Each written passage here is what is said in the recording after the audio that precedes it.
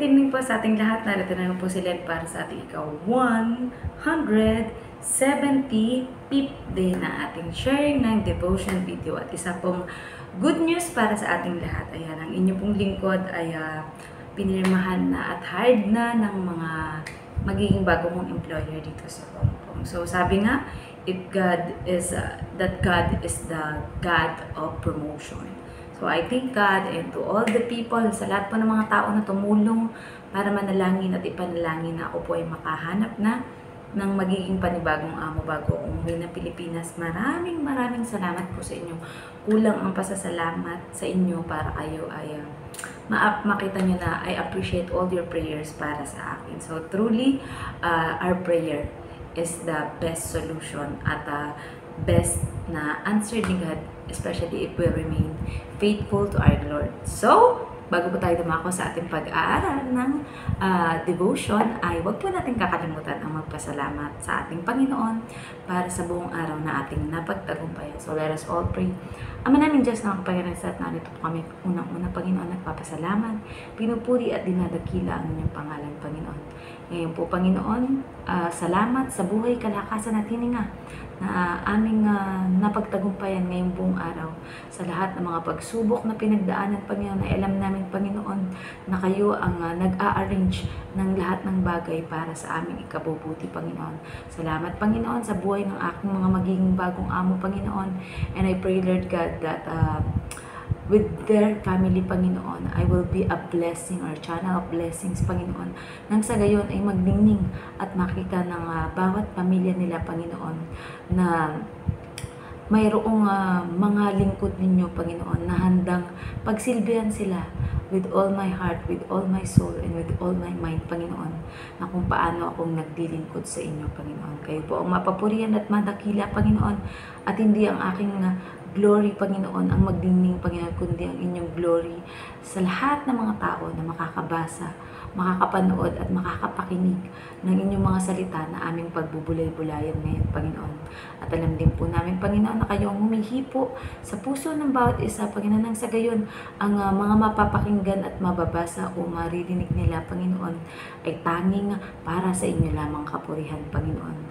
Kaya din, Panginoon, habang buhay kami at walang hanggang magpapasalamat sa Panginoong Yesus dahil sa kanyang tinapos na gawa sa krus, Panginoon, na tunay nga na kahit hindi kami karapat-dapat, kahit napakasama ng bawat isa sa amin, Panginoon, at hindi kalugod-lugod sa inyo, Panginoon, ngunit nariyan kayo at handa kaming tanggapin at patawarin, Panginoon, kahit hindi pa man humihingi ng tawad ang karamihan, Panginoon. Subalit, lalong higit na magniningning ang glory ninyo, Panginoon, kung tatanggapin ng bawat isa ang inyong bugtong na anak na si Jesus sa kanilang buhay at hahayaan nila ito na maghari sa buhay nila nang sa gayon ang lahat ng bawat gagawin namin ay maging kalugod-lugod at nakapagpapasaya sa inyo, Panginoon. We pray also, Lord God, and be thankful, Panginoon, sa banal na Espiritu, Panginoon, na siyang gumagabay sa amin, Panginoon, sa bawat journey ng aming buhay, Panginoon, na kung sakali man kami ay naliligaw ng landas o napupunta sa maling lakbayin, Panginoon, ay lagi kaming i-guide at i-convict ng Holy Spirit, Panginoon, upang magbalik sa inyo, Panginoon. Lahat po ng aming ginagawa, iniisip at sinasabi, Panginoon, ay naway maging kalugod-lugod sa inyo, Panginoon, at magbigay ng glory sa inyo, Panginoon, at hindi sa amin, Panginoon. Kaya hindi po, Lord God, ay ang lahat ng mga secret petition ng bawat isa, Panginoon, ay amin pong idinadalangin sa inyo, Panginoon, at alam namin that you will answer it in your perfect time and kung ano ang alam nyo, Panginoon, na nakakabuti at makakabuti para sa amin, Panginoon. Kayo po ang mapapurihan, madakila sa aming buhay. This we pray in the name of our Lord Jesus Christ. Amen. So ito po yung nakasulat sa Lucas 21:2. Ayan. Nakita rin niya ang isang dukhang byuda na naghulog ng 2 salaping tanso. Message, at di nalingid sa paningin ng Panginoong Yesus ang dukha o mahirap na byudang naghulog ng 2 salaping tanso. Application. Mapapansin natin na mas may simpatya ang Panginoong Yesus sa mga mahihirap o kawawa. Kaya mapapagkumpara niya ang mga mayayaman at ang byuda. Sa buhay at mundo natin na kapag mayayaman o nakakaangat sa buhay ay sobra ang respeto. Pero kapag ikaw ay mahirap, ay sobrang inaapi o minamaliit ka. Ngunit iba ang Diyos. Mayaman o mahirap ka, lahat tayo ay pantay-pantay sa paningin niya. Kaya tayo bilang mga anak at tagasunod ng Diyos, dapat na wala tayong pinipili, lalo na pagdating sa pagbabahagi ng Ebanghelyo ng Diyos. Basta ang tao ay willing makinig, matuto at magkaroon ng malalim at matibay na relasyon sa Diyos at sa Panginoong Hesus, ay huwag tayong mahiya. Ano man ang kaya nating maibigay o maihandog sa Diyos, gaya ng biyudang ito, basta ito ay bukal sa ating kalooban, ay lubos itong nakakapagpasaya sa Diyos. Lalo na kung kakikitaan tayo ng mga katangian, gaya ng Panginoong Hesus na bunga ng banal na Espiritu. Mapagmahal, mapagpatawad, mapaglingkod, matulungin, at walang pinipili. So, purihin ang pagkabasa ng salita ng Diyos. So, di ba, dyan natin mas makikita or mapapansin na usually sa paningin ng ating Panginoong Hesus ay nakikita niya yung two side of the story or two kinds of person, di ba? So, isa ay ang mga mayayaman at ang isa ay ang biyudang ito, di ba? So, pinapatukuyan na ang mga mayayaman, ayan, ang dami nilang inilalagay dahil talagang marami silang extra, kumbaga. Usually, mga extra lang nila yan, di ba? Extra tubo, extra kita sa kanilang negosyo or mga pinagkakakitaan, di ba? So, yun yung inihuhulog nila. Pero sa babaeng biyudang ito, napansin ng ating Panginoong Hesus ang 2 pirasong pilak na tanso pala, hindi pilak. Tanso, which is sa level ng mga quality, ang ginto ang pinakamataas. Ikalawa ay ang pilak at ang pinakahuli or pinakamababa ay ang tanso, di ba? So, dito natin makikita na ang level ng biyudang ito ay talagang pinakamababa. So, sa ating mundo, di ba, napapansin natin na kapag mayaman ka, kapag pumunta ka sa isang lugar, sobrang asikasong-asikaso ka ng mga tao, especially kapag ikaw ay kilala, ba, ikaw yung mga kapitan, mayor, senador, kongresista, lalo higit kapag ang ating presidente ang pumunta sa inyong bahay para bumisita, di ba? Talagang sobrang paghahandaan mo yan. Talagang kailangan naka-broadcast or i-announce sa buong paligid, di ba? Pero kung ang ating Panginoong Diyos na may-ari ng lahat at naglikha ng lahat, ang papasok o pupunta sa iyong bahay, hindi ba dapat na mas lalong higit na paghandaan mo ito, di ba? Ikagalak at ito ay ipamahagi mo sa iba na ang Panginoong Diyos, ang Panginoong Hesus ay nasa aking buhay, puso, isip at sa aking kaluluwa, di ba? Mas lalong higit na yan yung mas dapat nating ipagyabang. Yan yung dapat nating i-shout or ibahagi sa lahat, di ba? Dahil yung mga presidente, yung mga matataas na may katungkulan na yan, maaari yang mawala at mamatay sa isang iglap or kahit tatanda sila at mamamatay ang bawat isa, di ba? Pero ang ating Panginoong Diyos, ang Diyos magmula nila Eva at Adan hanggat sa iba't ibang salinlahi, ilang libong taon na nakakalipas, ang Diyos nila ay Diyos pa rin natin hanggang ngayon. Walang nagbabago. Kung gaano siya katapat sa kanyang mga pangako, yun ay siguradong tutuparin niya at His right time, di ba? Kaya nga ako, di ba, napansin ng iba or makikita ng iba, bakit ikaw, kahit na-terminate ko or natanggal ka sa trabaho, nanatili ka pa rin na masaya, jolly, di ba? Na parang wala kang kaproblema. Parang hindi mo iniisip ang problema at alam niyo po ba ang sekreto dyan? Dahil alam ko na ang ating tatay, ang ating Abba Father, ang siyang magbibigay sa akin ng promotion, magbibigay sa akin ng panibagong amo, at kung ano yung kanyang plano para sa akin ay ako ay nagpapaubaya, nagpapakumbaba sa ating Panginoong Diyos dahil siya ang mas may alam kung ano ang nilalaman ng ating puso at ano ang ating intention, di ba? Kaya ang gagawin ng Panginoong Diyos, ilalapit ka niya sa mga tao na alam niyang makakatulong o makakabuti sa iyo, di ba? Siya ang gagawa ng paraan nang sa gayon, kahit wala kang ka-effort, di ba? Na pumunta ka lang doon, nagpa-interview, and you just show the true you to your future employer, di ba? At ayun na, nandoon na ibinigay sa kanila ni Lord yung puso at sa kanilang isip na ito, tanggapin nyo ito bilang inyong tagapaglingkod dahil yan ay aking lingkod. Kaya nga, all glory and thanks be to God for the answered prayer na nangyari sa aking buong araw ngayon, di ba? So, yun, di ba? Kung tayo ay may binigyan ng Diyos ng kakayahan para maibahagi ang kanyang ebanghelyo, mapamayaman man yan o mahirap, wala tayong pipiliin dahil ang ating Panginoong Yesus ay walang pinili na mayaman o mahirap, basta ito ay willing na tanggapin na papasukin siya sa kanilang buhay bilang Diyos at tagapagligtas.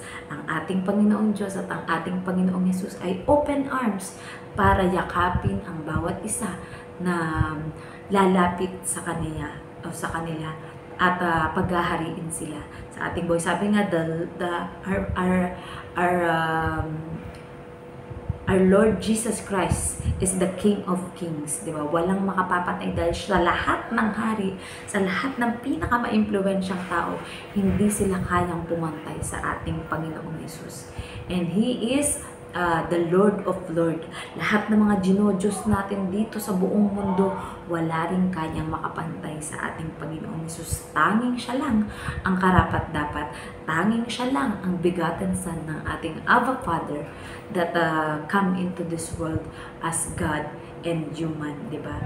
Na kailangan niyang magkatawang tao para ang pagiging hari sa kanang trono ng Diyos, kinailangan niyang magpakababa bilang anak ng karpentero upang maabot ang lahat ng tao sa buong mundo at lahat ng tao na willing na tanggapin siya kung ano siya at yung ano yung totoong mga katangian niya. So nawa po ay nagre-reflect sa ating buhay ang mga katangian ng ating Panginoong Yesus na mapagmahal, mapagpatawad, mapagtanggap kahit anuman ang level ng iyong pamumuhay at mapaglingkod. Ayan, dahil ating Panginoong Yesus, alam natin kahit ang kanyang mga alagad, hinugasan niya ang mga paa nito bilang pagpapakita ng humility, di ba?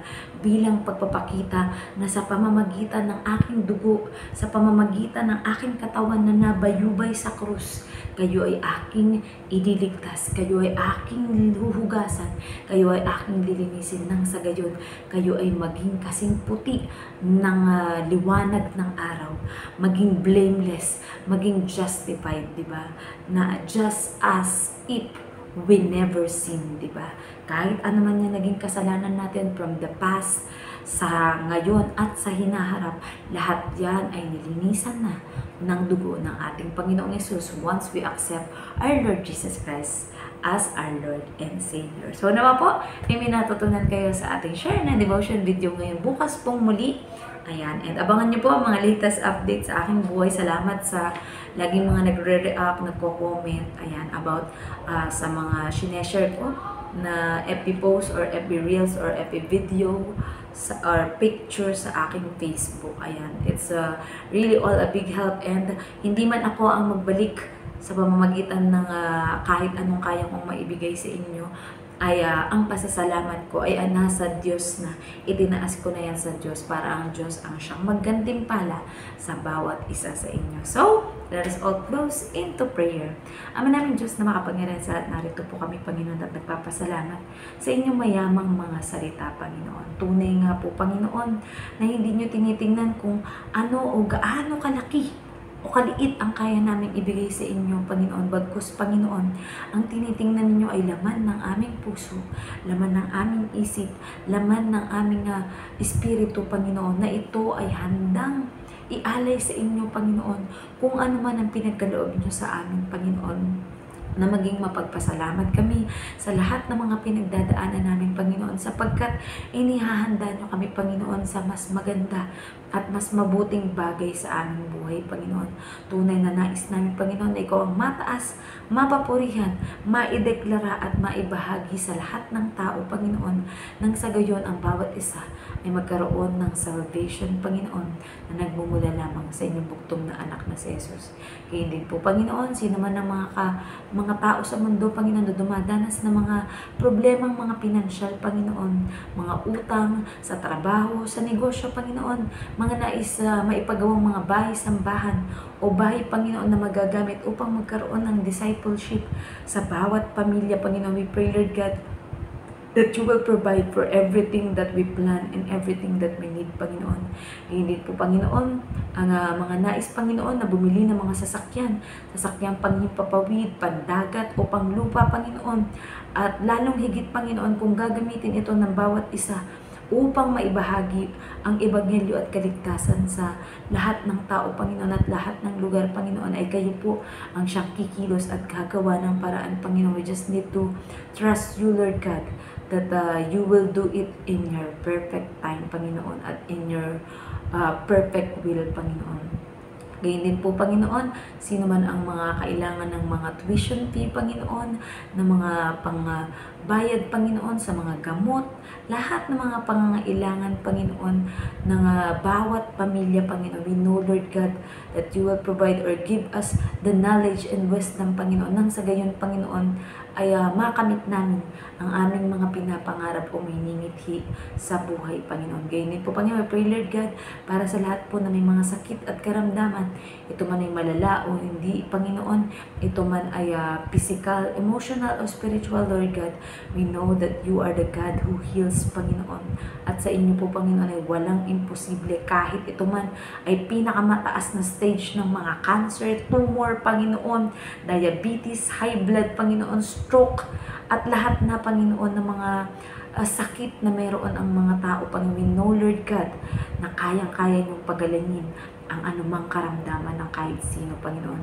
Ngayon din po, Panginoon, kung ang inyong desisyon, Panginoon, ay ang magpahinga na at magbalik sa inyong kaharian ang sino man, Panginoon, we know and we pray, Lord God, that ang comfort, Panginoon, sa mga taong maiiwanan ng mga mahal namin sa buhay o mga kakilala, Panginoon, nalilisan na sa mundong ito, Panginoon, ay magkaroon pa rin ng joy, Panginoon, ng celebration, Panginoon, dahil ang kaluluwa ng kanilang mahal sa buhay ay safe in you, Lord God. Lalong higit pag makikita nyo na nasa puso, buhay at espiritu ng taong yun, Panginoon, ang inyong bugtong na anak na si Jesus, Lord God. We also pray, Lord God, para sa pakiksalamuhan namin sa aming kapwa, Panginoon, lalo sa aking mga magiging bagong amo, Panginoon, na kayo po ang siyang magbigay ng harmonious na pagsasama sa bawat isa sa amin, Panginoon, at mapaglingkuran ko sila na kagaya ng paglilingkod ko sa inyo, Panginoon. At we pray, Lord God, for all the pastors, priests, evangelists, prophets, missionaries, Panginoon, at kahit mga ordinaryong tao, Panginoon, na kagaya ng inyong lingkod, Panginoon, na nagnanais, Panginoon, na maabot ang lahat ng tao sa iba't ibang panig ng mundo, Panginoon, sa social media man, sa personal na pakikipag-usap, o kahit sa anong paraan, Panginoon, na maaari naming magamit upang maabot ang bawat isa, Lord God. We know, Lord God, na kayo ang gagawa ng paraan. You will provide for everything we need sa pamilya, Panginoon, sa pagbabiyahe sa iba't ibang mga lugar, Panginoon, ay kayo po, Panginoon, na magpo-provide if it's for your will and for the expansion of your kingdom here on earth and to all the part of the world and to the universe, Panginoon. Ano mga secret petition ng bawat isa, Panginoon, ay kayo po ang nakakaalam at alam namin, Panginoon, na sasagutin ninyo ito, Panginoon. Ayon sa inyong kalooban, Panginoon, ang gagawin lang po namin ay maghintay o kung kailangan kumilos at mag-go, Panginoon, sa isang bagay, ay ipagkakaloob niyo po, Panginoon, ito sa amin sa tamang panahon, Panginoon. Kaya magagawa namin ay magpasalamat at laging gawin, Panginoon, ang yung Great Commission that go therefore and make disciple of all nations, Panginoon. Kayo po ang gagabay sa bawat taong makakausap namin at makakasalamuha, Panginoon. Nang sa gayon, Panginoon, we will be a blessing to others, Panginoon. Ikaw po ang mataas at mapapurihan sa aming buhay. This we pray in the name of our Lord Jesus Christ. Amen. Good night po sa ating lahat and God bless. Bye-bye!